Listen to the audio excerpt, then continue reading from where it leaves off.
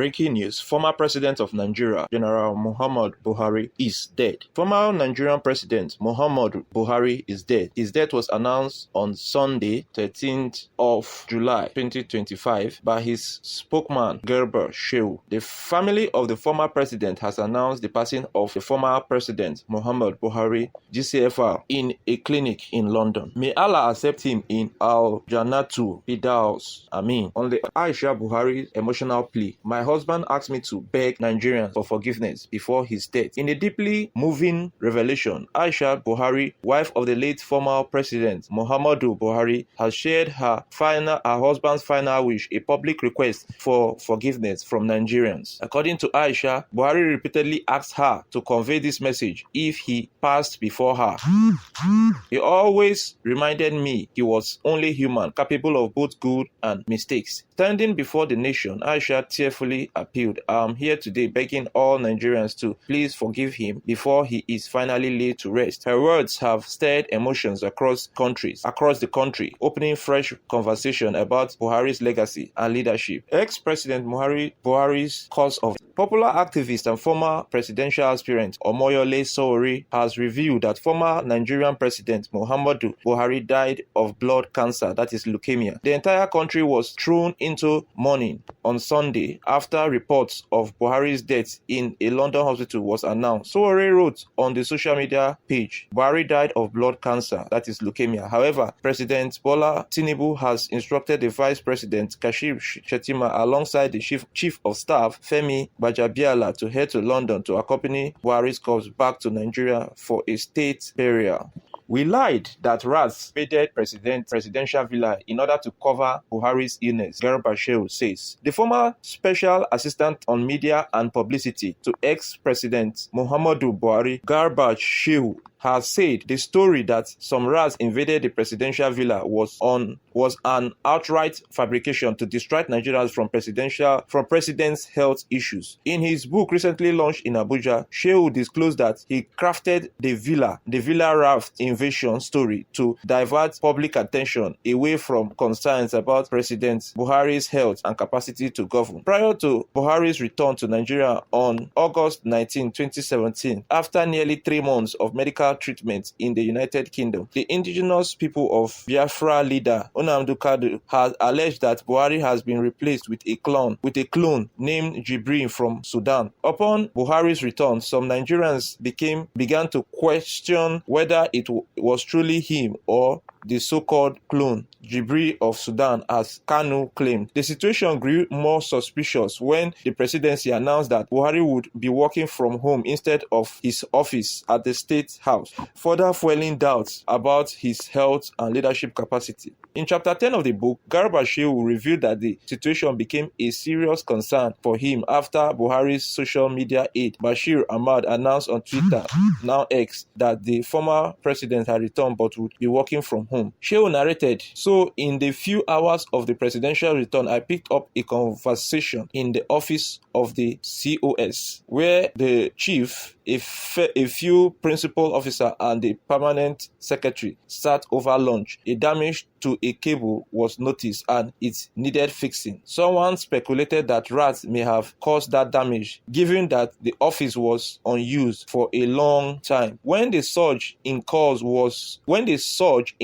for explanation of why the president would be working from home, if truly he had recovered his health and fit for the office came, I said to the reporters that the office, which has been in disuse, needed renovation because rats may have eaten and damaged some cables. The ex-presidential spokesman in the book continued, with reporters wanting to know more. The number of calls increased, with some, including the BBC Hausa, interrogating me on the type of rats we had in the villa that could eat wire cables. To get them, that is journalists, off my back, I referred them to the strange rats that invaded the country in the 1980s during the Rice Amanda that came here came here abroad ships bringing the commotion from Southeast Asia. As was known of them in their destructiveness, those rats ate just anything anyone could imagine. Many critics disagreed with me, saying that we were covering up the president's ill health. Some people had a good laugh over the narratives, and an insignificant few believed me. At a later meeting, the Minister of Information, Alhaji Lai Mohammed, and Vice President Professor Yemi Osinbajo asked me why I had told that line of story. I said to them that the choice I made was deliberate. I wanted the discussion to shift, to move to any other issue beside the president's health and his ability to continue in office as the leader of the country. In my view, that's been succeeded. Both of them disagreed, saying that this was well off the mark. IPOB demands probe into Buhari's death. Apologize. The indigenous people of Biafra, IPOB, has demanded a thorough probe into the death of former President Muhammadu Buhari. The group also demanded an apology for its detained leader, Nnamdi Kanu, insisting that the activists' long-held notions that Buhari died 2017 has been confirmed by recent comments credited to the former president's spokesman, Garba Shehu. Before he was arrested in 2021 and clamped into detention, Kanu had alleged that the real Buhari was dead and was replaced by an imposter from Sudan, an allegation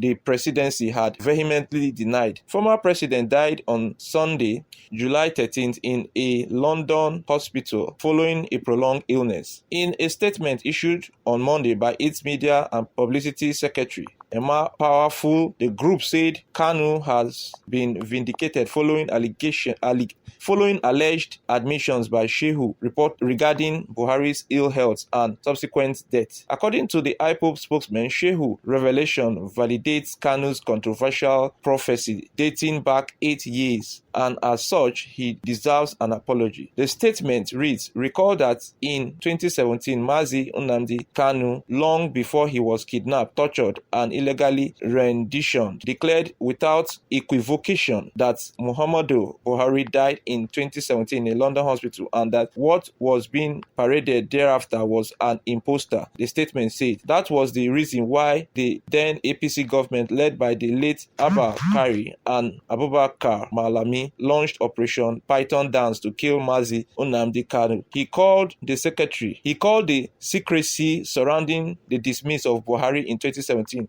a monumental fraud, a national masquerade, and was laughed at, vilified, mocked by rented saboteurs, and even called mad by supported intellectuals who could barely pass a simple facial recognition test. Now, precisely 2 years after the expiration of the second term of Buhari, as Mazi Nnamdi Kanu predicted, the truth has tumbled in wearing boots. Nigerians are only now being told that Buhari is dead. How convenient.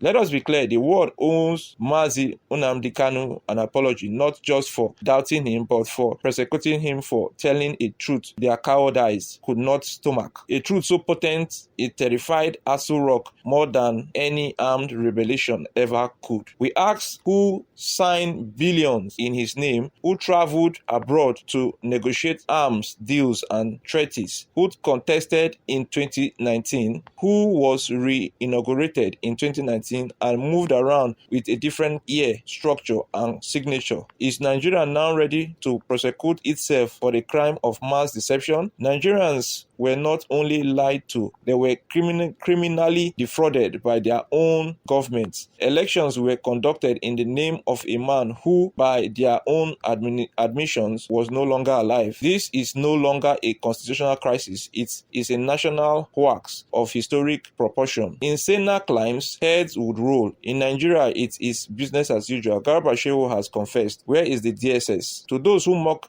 Mazi Nnamdi Kanu, today is a good day to bow your heads in shame and seek forgiveness, not from us, but from the truth you tried so hard to bury. The oracle of the Most High God, whom you called a madman, has been vindicated by the very system that conspired to silence him. If you see Mazi Nnamdi Kanu stand up because you are in the presence of a man if you see Mazi Nnamdi Kanu stand up because you are in the presence of a man whose courage to speak the truth has now become divine revelation, Nigeria, the marks has finally slipped. What will you do now? On behalf of the management team of Avoncola's production, I want to thank you for taking our time to watch to the very end. We hope to see you in subsequent edition. It is goodbye from us for now. Thanks at Avoncola's production and Avoncola movie. Copyright Avoncola Services.